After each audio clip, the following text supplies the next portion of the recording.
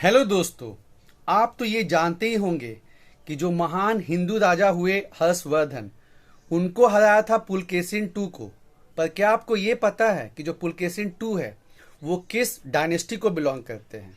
राष्ट्रकूटास को, चालुक्यास को, चेरा को या चोला को? साथ ही साथ पुलकेशिन टू को किसने हराया? वतापी कोंडा के नाम से हम लोग किसको जानते हैं? तमिलनाडु का एक बहुत फेमस अभिलेख है जो कि अपने लोक प्रशासन के लिए काफी फेमस है, उत्मेरूर इंस्क्रिप्शन। उस पे जो है किस डायनेस्टी के साक्ष्य मिलते हैं, ठीक है।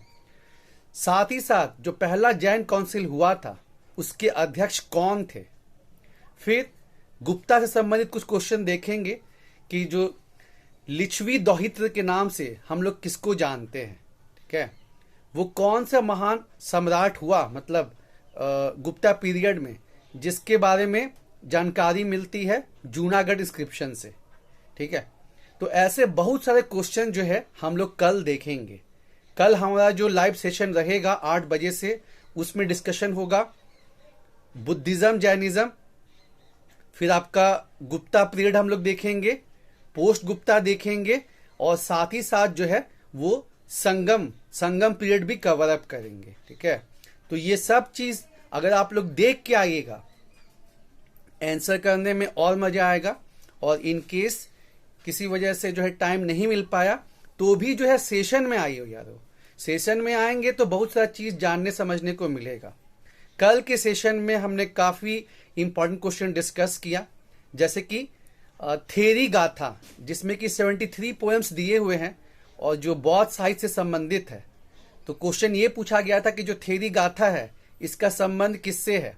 विनय पिटक से है, सूत पिटक से है, अभिधम पिटक से है, ठीक है। क्योंकि क्वेश्चन का जो अब डायमेंशन है ना वो चेंज हो रहा है। पहले क्या था? पहले केवल ये पूछा जाता कि जो 4 बौद्ध संगति हैं किसके टाइम पे हुई या फिर अध्यक्ष कौन थे, वो अभी भी पूछा जा रहा है, लेकिन अब थोड़ा डायमेंशन जो है उसको चेंज भी किया जा रहा है। तो इसको जानना बहुत जरूरी है, ठीक है। तो जो थेरी गाथा है उसका संबंध जो है वो किससे है? वो सूत पिटक से है। उसी तरह सिक्स जेपीएससी में पूछा गया था कि जो यम पिटक है उसका संबंध किससे है? विनय पिटक से है, अभिधम पिटक से है, सूत पिटक से है। तो जो यम पिटक है उसका संबंध जो है वो अभिधम पिटक से है। फिर फेमस अंगुत्तर निकाय, जिसमें कि 16 महाजनपद की जानकारी दी गई है, मध्यम निकाय, ठीक है। ये सब जो निकाय करके है ये किससे संबंधित है? तो ये संबंधित है सूत पिटक से। और ये जो 3 फेमस लिटरेचर हैं, विनय पिटक, सूत पिटक, अभिधम पिटक, कैसे याद रखना है? जो स्टूडेंट हैं वो विनय के साथ रहते हैं, तो विनय पिटक में जो भी बौद्ध धर्म को अपनाएगा उसको क्या करना है और क्या नहीं करना है, इसकी जानकारी हमें मिलती है विनय पिटक से। जो बौद्ध धर्म का जो दर्शन है, ठीक है, फिलॉसफी, उसकी जानकारी मिलती है अभिधम पिटक से। क्वेश्चन पूछा जाएगा कि बौद्ध धर्म की जानकारी जो है, बौद्ध धर्म का जो दर्शन है, ठीक है, बौद्ध धर्म का जो फिलॉसफी है वो कहाँ से हम लोग को मालूम पड़ता है? विनय पिटक से, सूत पिटक से, अभिधम पिटक से।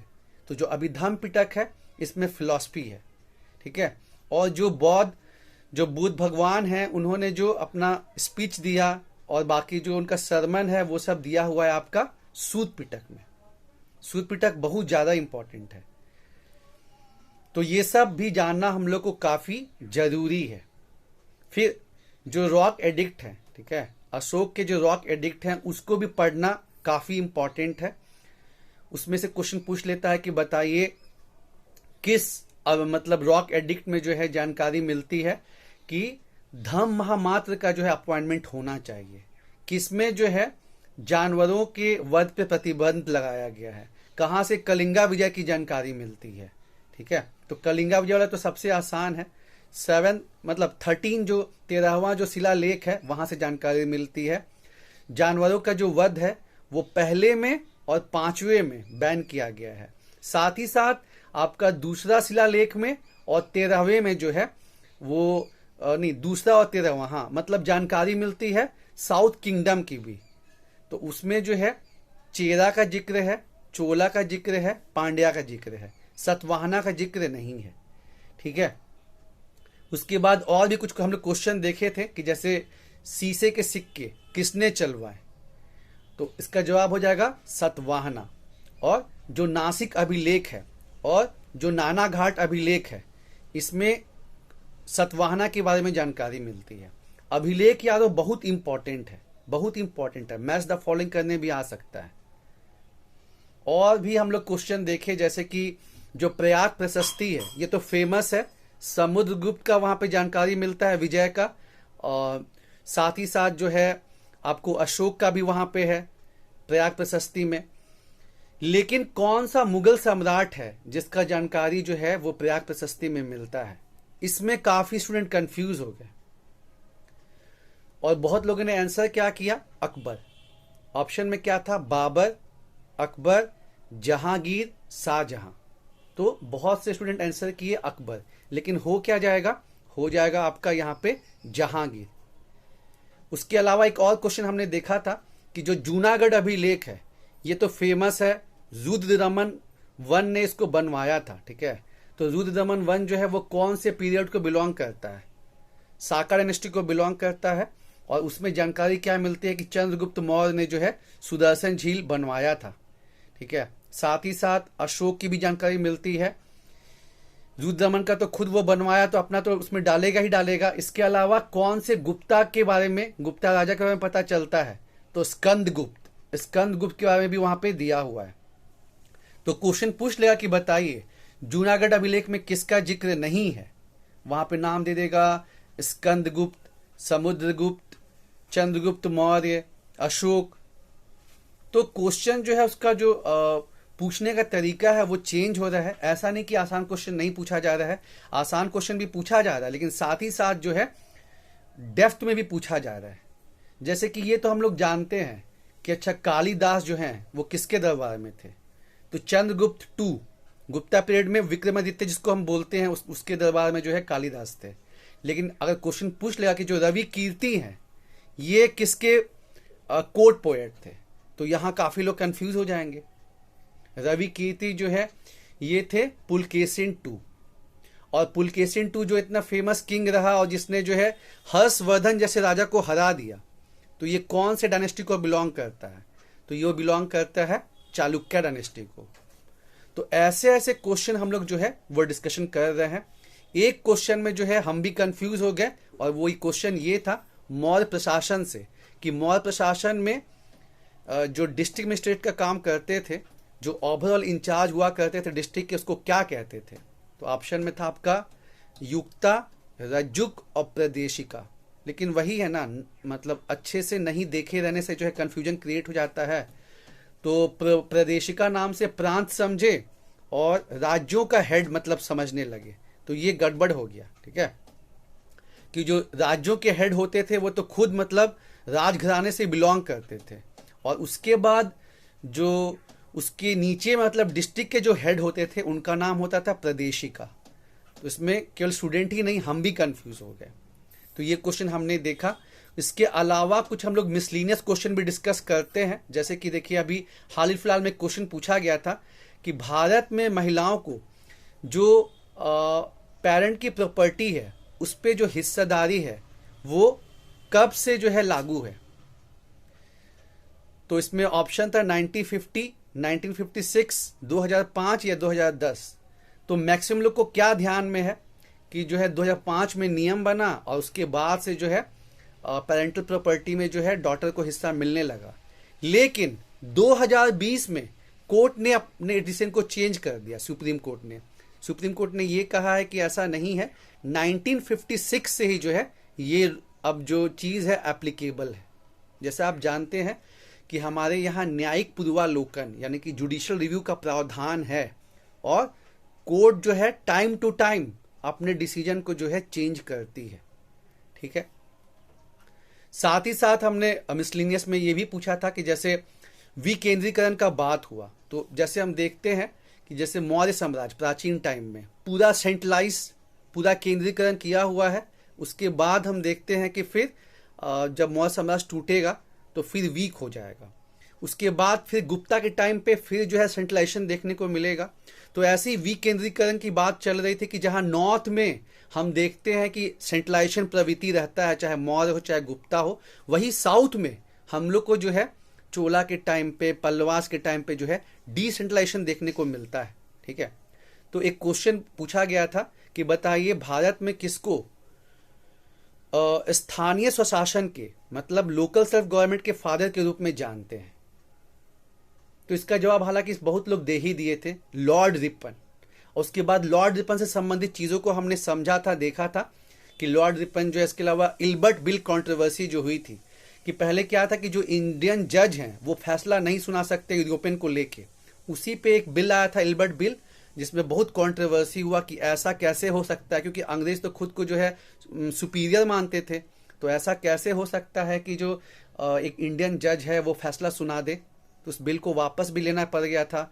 हंटर कमीशन जो शिक्षा वाला है ये भी उन्हीं के टाइम पे आया था। और एक बहुत फेमस चीज है कि बदमाश लिटन ने जो है वो वर्नाकुलर प्रेस एक्ट लगाया था, क्योंकि लोकल भाषा में न्यूज़पेपर छपने की वजह से लोगों में जागरूकता हो रही थी, क्रांति आ रही थी। तो इसको रोकने के लिए वर्नाकुलर प्रेस एक्ट लगाया किसने था? लिटन ने। पर इसको हटाया किसने? हटाया लॉर्ड रिपन ने। ठीक है, जो फेमस न्यूज़पेपर है हिंदू, वो उसी समय से पब्लिश हो रहा है। तो इस पे भी डिस्कशन चला। और मतलब देखिए हम लोग क्या करते हैं कि जो मेन टॉपिक है, जैसे कल का टॉपिक था बुद्धिज्म, मौर्य, ठीक है, मगध, जो मेन टॉपिक है वो तो हम लोग डिस्कस करते ही करते हैं। उसके अलावा 10 मिसलीनियस क्वेश्चन भी डिस्कस करते हैं। ठीक है, और इससे जो है स्टूडेंट का भी इंटरेस्ट बना रहता है। फिर हमने मगध से संबंधित भी क्वेश्चन किया था कि बताइए वो मगध का वो कौन सा सम्राट रहा जिसने की जो लिच्छवी संघ है, ठीक है, अपने टाइम मतलब इसको विश्व का पहला रिपब्लिक मानते हैं। जो लिच्छवी संघ है उसको 16 साल के युद्ध के बाद मगध में शामिल कर लिया था। तो ये अजात शत्रु जो है इसका जवाब हो जाएगा यारो। और मगध की प्रारंभिक राजधानी कहां रही? राजगीर। बाद में जो है वो पाटलिपुत्र जो है वो चेंज हुई थी। तो ये सब क्वेश्चन हम लोग कल जो है डिस्कस किए। फिर जो है मुंडक उपनिषद, मुंडक उपनिषद में जो है इसमें जो अभी G20 में कंसेप्ट रहा सर्वधर्म संभव का, ठीक है, तो ये मतलब जो है कंसेप्ट किधर से आया है? तो ये आपका जो है कंसेप्ट आया है मुंडक उपनिषद से। और उसके बाद जो है सत्यमेव जयते, ये भी जो है मुंडक उपनिषद से लिया गया है। तो ऐसे बहुत से इंपॉर्टेंट क्वेश्चन हम लोग डिस्कस करते हैं।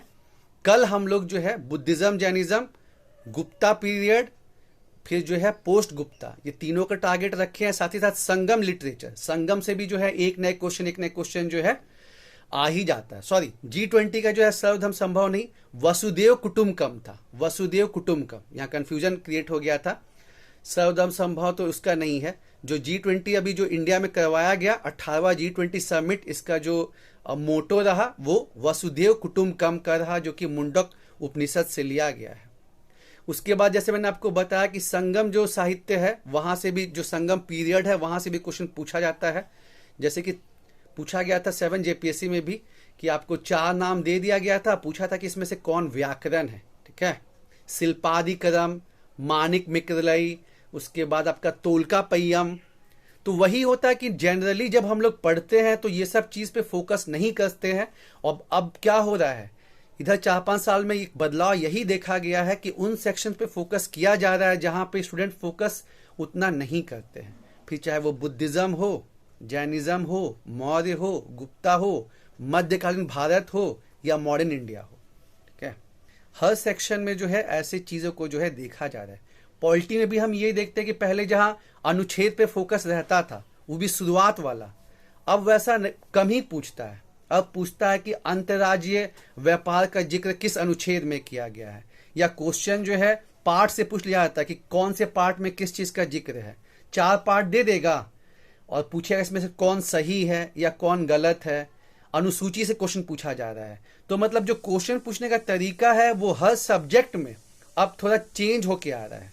जैसे अभी BPSC ज्योग्राफी में पूछा गया था कि किस जगह से, भारत में वो कौन सा जगह है जहां पे कर्क रेखा, ठीक है, और इंडियन स्टैंडर्ड टाइम दोनों जो है मिलती है। उसमें आपको भागेलखंड, बुंदेलखंड, ठीक है, और 2-3 जगह का नाम दिया गया था, है ना। तो क्वेश्चन जो पूछने का तरीका है वो चेंज हो रहा है, तो हम लोग को चीज़ों को डेप्थ में जानना समझना जरूरी है। बाकी कल आइए दोस्तों, और कल हम लोग बहुत शानदार सेशन रखेंगे। टाइमिंग जो है 8 से 9:30 तक रहता है। 7:55 में लिंक दे दिया जाता है, और जो एक क्लास है यूट्यूब पे ही लाइव चलती है। चलिए, और थोड़ा पढ़ के आएंगे तो और बढ़िया हो जाएगा। आप आंसर करेंगे तो कॉन्फिडेंस बिल्टअप होगा।